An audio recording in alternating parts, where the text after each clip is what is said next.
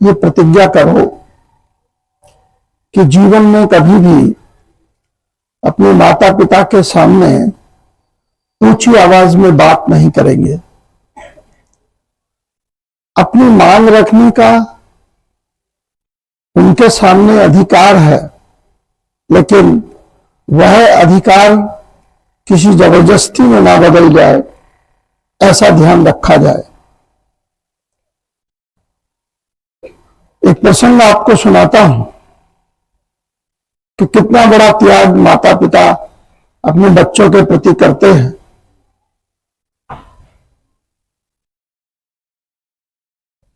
एक बार एक बच्चा अपने पिता के सामने जिद कर रहा था कि मुझे मोटरसाइकिल दिलवाइए, मैं मोटरसाइकिल से स्कूल जाना चाहता हूं।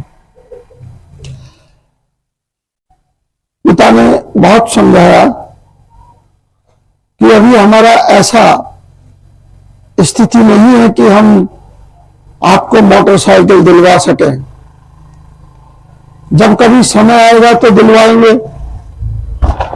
तो उसने जिद की, अपने पिता को लाचार किया।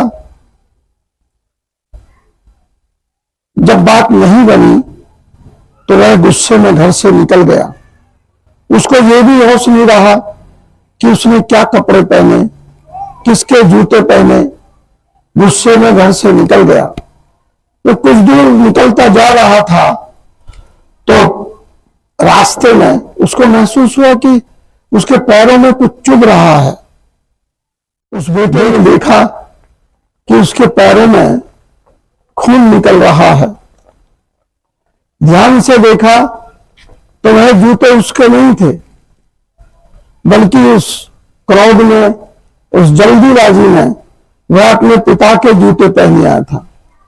जूते गठे हुए थे, उनमें कील लगी हुई थी और उन कील के चलते उसके पैरों में खून निकलने लगा था। उसने विचार किया कि मेरे तो 4-4 जोड़ी नए जूते मेरे पापा ने मुझे दिलवाए हैं और वो खुद ऐसे जूते पहनते हैं जो मोची से गठे हुए हैं। उसने सोचा कि शायद मैंने गलती की है, पिता ऐसी हालत में रहते हैं और मुझे नए नए 4-4 जोड़ी जूते दिलवाते हैं। वापस चलने को हुआ तो उसने अपने जेब में हाथ दिया कि चलो वो वापस चलते हैं, देखते हैं जेब में कितने पैसे हैं, कुछ खा पी लेते हैं। वापस चलने को हुआ, जेब में हाथ दिया तो देखा कि उसमें पैसे थे ही नहीं। एक कागज का टुकड़ा हुआ, कागज का टुकड़ा, उस पर कुछ लिखा था। उसने देखा, उसको पढ़ा तो हैरान रह गया।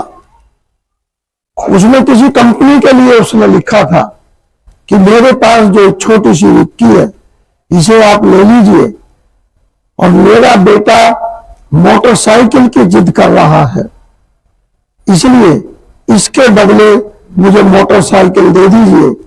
आगे पैसों में जो अंतर होगा वो किस्त के रूप में मैं चुकाता रहूंगा। ये देखकर उसे बड़ा रोना आया। फिर वापस घर आया, देखा कि उसके पापा कुछ साधारण सब्जी से खाना खा रहे थे तो उनके पैरों में गिर पड़ा। बहुत रोया कि मैं समझ नहीं पाया आपको। प्यारे बच्चों, वास्तव में माता पिता का यही त्याग होता है। वह अपने लिए कभी कपड़े नहीं बनवाते, अपने लिए कुछ नहीं करते, बल्कि उससे पहले वह आपके लिए कुछ करना चाहते हैं। इसलिए जीवन में याद रखना कि कभी भी आपको कुछ अपनी मांग रखनी है, प्यार से रखो, उनके सम्मान के साथ रखो, लेकिन इतनी जिद ना करो कि वो लाचार हो जाए और अपना कुछ बेचकर आपकी उस मांग को पूरा करें। Thank you so much.